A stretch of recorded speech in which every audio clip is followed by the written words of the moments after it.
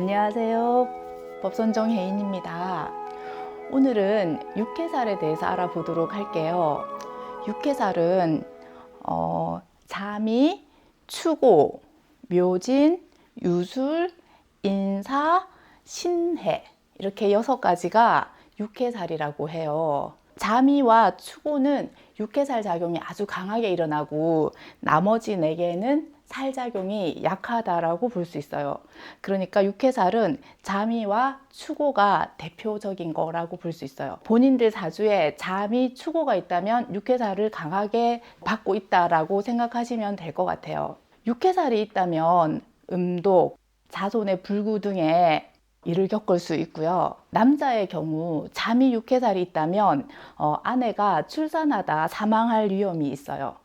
아이를 낳을 시 병원이 많지 않던 옛날에는 아이 낳을 때 잘못되어서 아내가 죽을 경우도 있었죠. 그런 경우가 비일비재했었어요. 의술이 발달하고 첨단 기술이 발달한 요즘에도 출산 시 여러 가지 문제, 아이가 잘못되거나 와이프가 잘못되는 경우도 굉장히 많다라는 사실을 알고 계실 거예요. 부부 중 남자에게 자미 육해살이 있고 여자가 자미 육해살 또는 백호대살 있죠. 식신백호대살 우리 배우셨잖아요.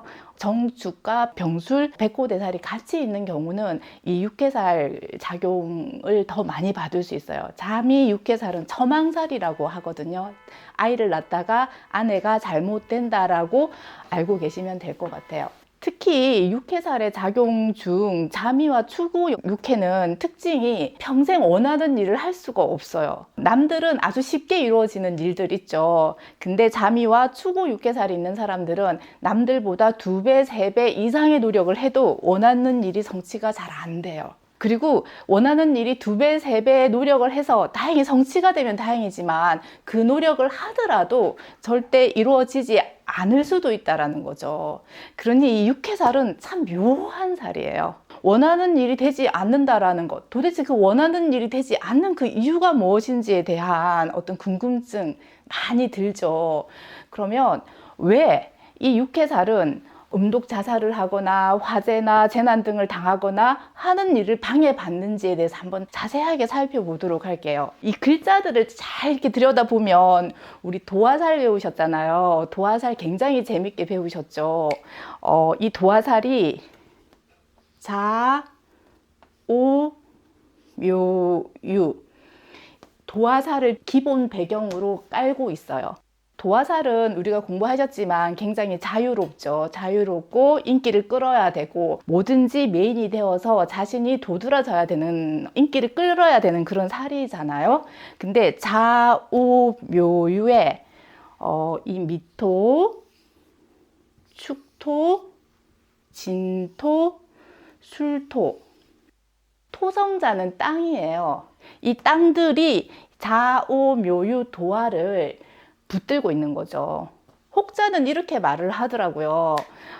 이 말들을 마구간에 묶어놓은, 그러니까 움직이고 인기를 끌어야 되고 뭔가를 해야 되는데 말고삐를 묶어서 마구간에 집어넣는 거죠. 그러니 얼마나 스트레스를 많이 받겠어요.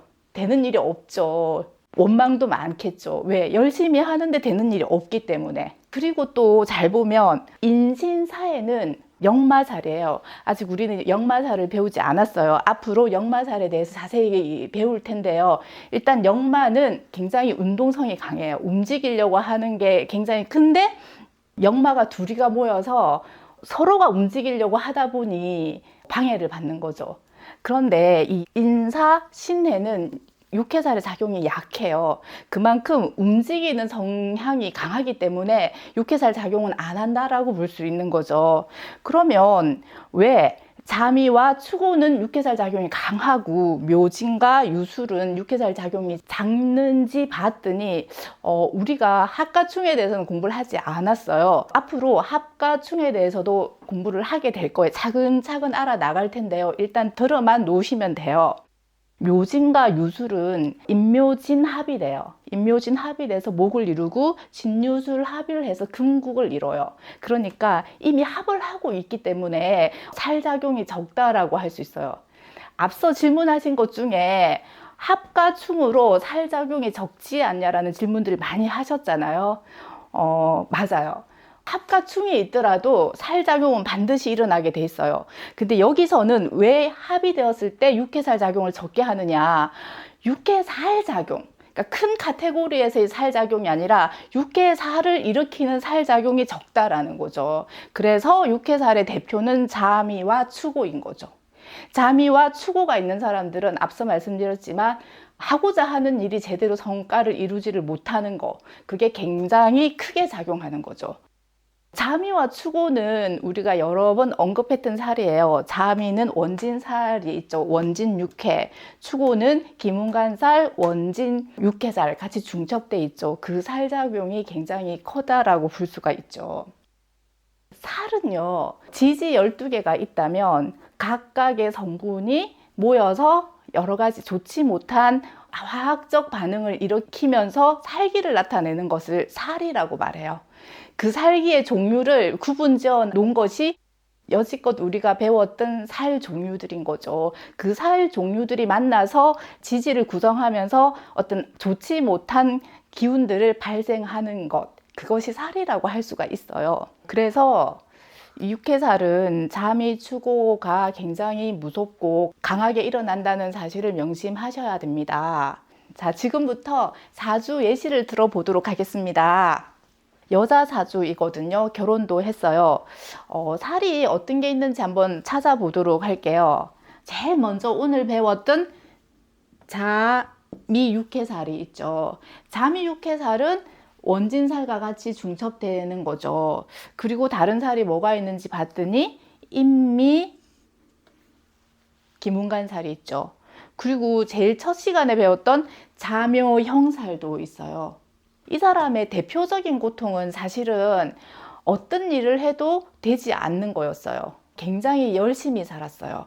그렇지만 학업적인 부분, 경제적인 부분, 원하는 일 자체가 다 이루어지지 않았던 사람인 거죠. 그걸 왜 그런지를 들여다봤더니 여러 가지 살들이 중첩돼 있으면서 잠이 육해살의 어떤 살작용을 증폭시키면서 원하는 삶을 살지 못하게 했던 대표적인 사례라고 볼 수가 있어요. 엄마 상태가 이러다 보니 아이 또한 굉장히 우울증으로 시달리고 있었던 상태였죠. 근데 칠성기도를 통해서 아이가 굉장히 밝아졌어요. 긍정적으로 바뀌면서 굉장히 밝은 아이로 바뀐 거죠.